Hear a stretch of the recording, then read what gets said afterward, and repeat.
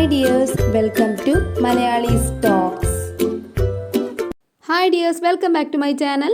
Calicut university first semester BCom and BBAക്കാരുടെ എക്സാമിന് ചോദിക്കാൻ സാധ്യതയുള്ള വളരെ ഇമ്പോർട്ടൻ്റ് ആയിട്ടുള്ള കുറച്ച് ക്വസ്റ്റ്യൻസുമായിട്ടാണ് ഇന്ന് ഞാൻ വന്നിരിക്കുന്നത്. അപ്പോൾ എല്ലാവരും ഈ ഒരു വീഡിയോ സ്കിപ്പ് ചെയ്യാതെ തന്നെ കാണുന്നതിന് മുമ്പ് എൻ്റെ ചാനൽ സബ്സ്ക്രൈബ് ചെയ്യുക, അതുപോലെ ലൈക്ക് ചെയ്യുക, ഫ്രണ്ട്സിനൊക്കെ ഷെയർ ചെയ്ത് കൊടുക്കുക. ഓക്കെ, അപ്പോൾ നമുക്ക് ക്ലാസ്സിലേക്ക് കടക്കാം. അപ്പോൾ നമ്മൾ കഴിഞ്ഞ ക്വസ്റ്റ്യൻ പേപ്പർ എടുത്ത് നോക്കുകയാണെന്നുണ്ടെങ്കിൽ അതിൽ എഴുത്തുകാരെ കുറിച്ച് ചോദിച്ചിട്ടുണ്ട്, പ്രത്യേകിച്ച് ആ ലേഖനങ്ങളിലെ എഴുത്തുകാരെ കുറിച്ചിട്ട്. MP പോൾ, അതുപോലെ MN വിജയൻ, ഇവർ രണ്ടുപേരെ കുറിച്ച് ചോദിച്ചിട്ടുണ്ടായിരുന്നു. അപ്പോൾ അതുകൊണ്ട് തന്നെ ലേഖനങ്ങളിലെ എഴുത്തുകാരെ കുറിച്ചിട്ട് നിങ്ങളൊന്ന് മനസ്സിലാക്കി വെക്കുന്നത് നല്ലതായിരിക്കും. വേറൊന്നും വേണ്ട, അവരുടെ പ്രധാനപ്പെട്ട കൃതികൾ, പിന്നെ അവർ ഏതെങ്കിലും നിലയിൽ പ്രശസ്തി നേടിയിട്ടുണ്ട്, അങ്ങനെ 1-2 വാചകങ്ങൾ, 2 മാർക്കിനെ അത് ചോദിക്കാൻ സാധ്യതയുള്ളൂ. സൗന്ദര്യത്തിൻ്റെ അധിഷ്ഠാനം എന്നുള്ള ലേഖനത്തിൽ പ്ലേറ്റോയുടെ നിരീക്ഷണം, ബർക്കിൻ്റെ സൗന്ദര്യവാദം, അവയവാസ്പദമായിട്ടുള്ള സൗന്ദര്യവാദം തുടങ്ങിയവ ഒന്ന് പഠിച്ചു വെച്ചോളൂ. പിന്നെ അതേപോലെ സ്വർണ്ണ മത്സ്യങ്ങൾ എന്നുള്ള ലേഖനത്തിൽ ഒരു പ്രധാനമായിട്ടൊരു ഭാഗം പറയുന്നുണ്ട്, ശിശിരം പോയില്ലെന്ന് മാത്രമല്ല പുതിയ പുഷ്പകാലം ആരംഭിക്കുകയുണ്ടായില്ല എന്നുള്ളത്. അപ്പോൾ അതെന്താണ് ഉദ്ദേശിക്കുന്നത് എന്നുള്ള കാര്യം മനസ്സിലാക്കി വെക്കുക. പിന്നെ അതേപോലെ തന്നെ അംഗീകൃതമായതിന് പിന്നാലെ പോകുമ്പോൾ അവിടെ വിലക്കുകൾ രൂപപ്പെടുന്നു എന്നുള്ളൊരു ക്വസ്റ്റ്യൻ വന്നിട്ടുണ്ടായിരുന്നു കഴിഞ്ഞ വർഷം. അപ്പോൾ അത് ചോദിക്കാൻ സാധ്യതയുണ്ട്. അതുപോലെ നിരൂപണത്തിൻ്റെ ഉദാസീനത ഏറ്റവും കൂടുതൽ വലച്ചത് കവികളെയാണ്, എന്തുകൊണ്ട്? ആ ചോദ്യം ചോദിക്കാം. ഇല്ലെങ്കിൽ ആ ഒരു ഭാഗവുമായി ബന്ധപ്പെട്ടൊരു ക്വസ്റ്റ്യൻസ് എന്തായാലും വരും. പിന്നെ വരുന്നത് സ്വാതിയുടെ സന്നിധിയിലാണ്. സ്വാതിയുടെ സന്നിധിയിൽ ഏറ്റവും കൂടുതൽ ചോദിച്ചിട്ടുള്ളൊരു ചോദ്യമാണ് വടിവേലു അട്ടുവനെ കുറിച്ചിട്ട്. അതുപോലെ ത്യാഗരാജ സ്വാമികളെ കുറിച്ചും ഒന്ന് നോക്കി വെച്ചോളൂ. അതുപോലെ മതവും മതങ്ങളും എന്നുള്ള ലേഖനം, ആ ലേഖനത്തിൽ ശ്രീനാരായണ ഗുരുവിൻ്റെ 2 വചനങ്ങളെ മുൻനിർത്തിയിട്ട് ചിലപ്പോൾ നല്ല മതവും ചീത്ത മതവും ഏതാണ്, ആന്തരമതം അല്ലെങ്കിൽ ബാഹ്യമതം എന്താണ്, അങ്ങനെയുള്ളൊരു ചോദ്യം ചിലപ്പോൾ ചോദിക്കാം. അതുപോലെ മതസൗഹാർദ്ദ പരിപാടികൾ നടത്താറുണ്ട്, അതിൻ്റെയൊക്കെ നിജസ്ഥിതി എന്താണ്, അങ്ങനെയുള്ള ചോദ്യമായിരിക്കും ചോദിക്കുക കേട്ടോ. പിന്നെ വരുന്നത് നമ്മുടെ കഥകളാണ്. കഥകൾ സൂചിമുഖിയിൽ ഏറ്റവും കൂടുതൽ ചോദിച്ചിരിക്കുന്നത് രാമൻ നായരെ കുറിച്ചിട്ടാണ്. അപ്പം രാമൻ നായരുമായി ബന്ധപ്പെട്ടുള്ള ചോദ്യം, അദ്ദേഹത്തെ നോക്കി രസിക്കുകയായിരുന്നു ആ ഒരു സന്ദർഭം. അതുപോലെ രാമൻ നായരുടെയും ഭാര്യയുടെയും ദാമ്പത്യ ജീവിതത്തെ കുറിച്ചിട്ട്, ആ രാമൻ നായർ അവിടെ പക്ഷിയെ നിരീക്ഷിക്കുന്ന സമയത്ത് അവിടെ വന്നിട്ടുള്ള പക്ഷികളുടെ പേരുകൾ, അപ്പോൾ ഇങ്ങനെയൊക്കെയുള്ള ചോദ്യങ്ങളാണ് വന്നിട്ടുള്ളത്. അപ്പോൾ അതൊക്കെ ഒന്ന് പ്രത്യേകം ശ്രദ്ധിക്കൂ.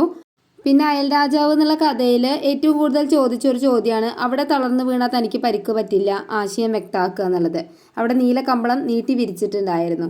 അതുപോലെ ഉമാപതി ജീവിതത്തിൽ ആരുടെ പ്രതീകമാണ്, കാട്ടുരാജാവിൻ്റെ രോഗം മാറ്റാൻ ഉമാപതി കണ്ടെത്തിയ മാർഗം എന്താണ്, അതുപോലെ അവസാനം ജനങ്ങൾക്ക് നൽകിയ സന്ദേശം എന്തായിരുന്നു. അപ്പോൾ അങ്ങനെയുള്ള ചോദ്യങ്ങളായിരിക്കും ചോദിക്കുക. പിന്നെ ഉമാപതി അയൽ രാജ്യത്തേക്ക് പോകുന്ന സമയത്ത് ഓരോ സ്ഥലത്ത് വെച്ചിട്ടും അവരുടെ മക്കളെയും ഭാര്യയൊക്കെ നഷ്ടമാവുന്നുണ്ട്. അപ്പോൾ അത് എവിടെയൊക്കെ വെച്ചിട്ടാണ് എന്നുള്ളത് കൂടി ഒന്ന് നോക്കി വെച്ചോളൂ. അതുപോലെ ഉമാപതിയുടെ അവസാന പ്രതികരണം എന്തായിരുന്നു എന്നീ ചോദ്യങ്ങൾ വരാൻ സാധ്യതയുണ്ട്. മാനസിയുടെ ഒരു ഇതൾ എന്ന കഥയിൽ നിന്നുള്ള ചോദ്യങ്ങളാണ് അടുത്തത്. അപ്പോൾ അത് പറഞ്ഞു കഴിഞ്ഞിട്ടുണ്ടെങ്കിൽ നീലിമയെ കുറിച്ചിട്ടുള്ള ഒരു ചോദ്യം ചോദിക്കാൻ സാധ്യതയുണ്ട്. അതുപോലെ മനുഷ്യ മനസ്സിൻ്റെ നിഗൂഢതയെ കുറിച്ചിട്ടുള്ള ഒരു ചോദ്യം എന്തായാലും ഉണ്ടാവും. പിന്നെ നീലിമ എപ്പോഴാണ് അസ്വസ്ഥയായത് എന്ന ചോദ്യം ഉണ്ടാവാം. അതുപോലെ അയാളുടെ മുഖം പെട്ടെന്ന് ഒരു വിളക്ക് കെടുന്ന വേഗതയോടെ മ്ലാനമായി എന്നൊരു ചോദ്യം ഉണ്ടാവാം. പിന്നെ വരുന്നത് നമ്മുടെ നോവലാണ് 100 സിംഹാസനങ്ങൾ. ഈ നോവലിൽ ഏറ്റവും കൂടുതൽ ചോദിച്ചിട്ടുള്ള ചോദ്യം എന്ന് പറഞ്ഞു കഴിഞ്ഞാൽ ദളിത് യാഥാർത്ഥ്യത്തെ കുറിച്ചിട്ട്, അത് നമ്മൾ നോവലിൽ ചിത്രീകരിച്ചിരിക്കുന്ന എങ്ങനെയാണെന്ന് ഒരു ചോദ്യം എന്തായാലും പ്രതീക്ഷിച്ചോളൂ. അതുപോലെ നായാടി സമൂഹത്തിൻ്റെ പ്രത്യേകതകളെ കുറിച്ചിട്ട് ചോദിക്കാം.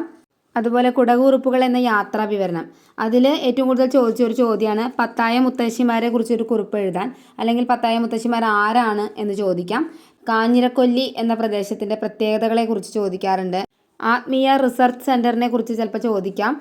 പിന്നെ മന്ദപ്പൻ്റെ കഥ, പുത്തരി ഉത്സവം, കുടക് മഴ, അങ്ങനെയുള്ള ചോദ്യങ്ങളൊക്കെ നമുക്ക് 2 മാർക്കിൻ്റെയോ അല്ലെങ്കിൽ 5 മാർക്കിൻ്റെയൊക്കെ ആയിട്ട് ചോദിക്കാറുണ്ട്. അപ്പോൾ ഇതൊക്കെയാണ് പ്രധാനമായിട്ട് വരുന്ന ക്വസ്റ്റ്യൻ. ഇനി നമുക്ക് essay ക്വസ്റ്റ്യൻസ് വരുന്ന പാഠഭാഗങ്ങൾ ഏതൊക്കെയെന്ന് പറഞ്ഞുതരാം. സൗന്ദര്യത്തിൻ്റെ അധിഷ്ഠാനം, 100 സിംഹാസനങ്ങൾ, കുടക് കുറിപ്പുകൾ, മതവും മതങ്ങളും, സ്വർണ്ണ മത്സ്യങ്ങൾ. അപ്പോൾ ഈ പാഠഭാഗങ്ങളിൽ നിന്നും ഏതെങ്കിലും 2 ക്വസ്റ്റ്യൻസ് ആയിരിക്കും ചോദിക്കുക. അപ്പോൾ അതുകൊണ്ട് ഈ 5 പാഠഭാഗങ്ങളിൽ നിന്നും ഏതെങ്കിലും ഒരു 3 എണ്ണം നന്നായി പഠിച്ചു വെച്ചോളൂ. അപ്പോൾ എന്തായാലും നിങ്ങൾക്ക് ഇതിൽ നിന്ന് ക്വസ്റ്റ്യൻസ് ചോദിക്കാൻ സാധ്യത ഉണ്ട്. ഇതോടുകൂടി ഇന്നത്തെ ക്ലാസ് ഇവിടെ അവസാനിച്ചിരിക്കുകയാണ്. അപ്പോൾ ഇതൊക്കെയാണ് പ്രധാന ചോദ്യങ്ങളായിട്ട് ചോദിക്കാൻ സാധ്യതയുള്ള ഞാൻ പറഞ്ഞിട്ടുള്ള വീഡിയോ എന്ന് പറയുന്നത്. അപ്പോൾ എല്ലാവർക്കും മനസ്സിലായിട്ടുണ്ടാവും എന്ന് വിചാരിക്കുന്നു. ടെക്സ്റ്റ് നന്നായിട്ട് വായിച്ചിട്ട് പോവുക. ടെക്സ്റ്റ് വായിക്കാത്തവർ ആരെങ്കിലും ഉണ്ടെങ്കിൽ എൻ്റെ വീഡിയോ എങ്കിലും ഒന്ന് കണ്ടിട്ട് പോവുക. അപ്പോൾ നിങ്ങൾക്കത് ഉപകാരപ്പെടും. ഓക്കെ, എസ്സേ എഴുതാൻ മറക്കരുത്. ഫസ്റ്റ് എസ്സേ തന്നെ എഴുതുക. നിങ്ങൾക്ക് ടൈം അഡ്ജസ്റ്റ് ചെയ്യാൻ പറ്റും, മാർക്ക് കുറയില്ല. ഒന്നുമില്ലെങ്കിൽ ജസ്റ്റ് പാസ് മാർക്കെങ്കിലും നിങ്ങൾക്ക് അതൊന്ന് കിട്ടും. എല്ലാവരും എൻ്റെ ചാനൽ ഒന്ന് സബ്സ്ക്രൈബ് ചെയ്യാട്ടോ, അത് മറക്കരുത്. Okay, thank you for watching and all the best.